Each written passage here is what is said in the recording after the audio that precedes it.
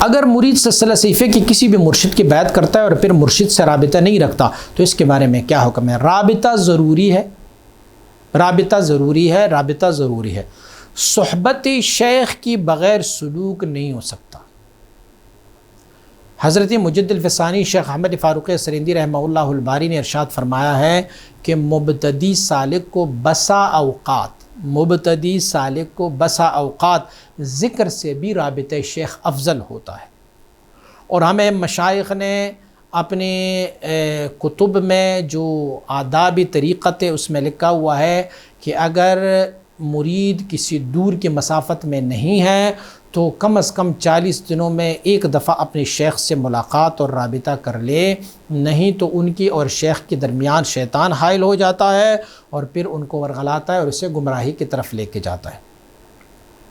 دیکھو رابطہ شیخ اور صحبت کی کتنے فضائل ہیں۔ سیدنا اویس قرنی رضی اللہ تعالیٰ عنہ باوجود فضیلت کے، یار کتنی فضیلت ان کو ملی تھی، حضور نبی اکرم صلی اللہ علیہ وسلم نے اپنا جبہ مبارک اپنے 2 یاروں کے ساتھ قرن بھیجا اور فرمایا کہ وہاں پہ ایک بندہ ہوگا قرن میں اویس نام ہوگا، ان کو میرا جبہ دے دیجئے گا اور ان کو یہ بتا دیجئے کہ میری امت کے حق میں دعا کریں۔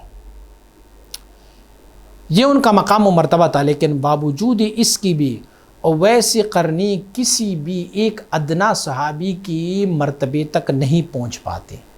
ادنا سے مراد کیا ہے؟ ادنا صحابی سے یعنی جس نے حالت ایمان میں ایک دفعہ بھی حضور نبی اکرم صلی اللہ علیہ وسلم کی صحبت اختیار کی ہوگی اور اسی ایمان کی حالت میں وہ فوت ہو گئے ہوں گے تو وہ اس کی مرتبے تک نہیں پہنچ پا سکتے۔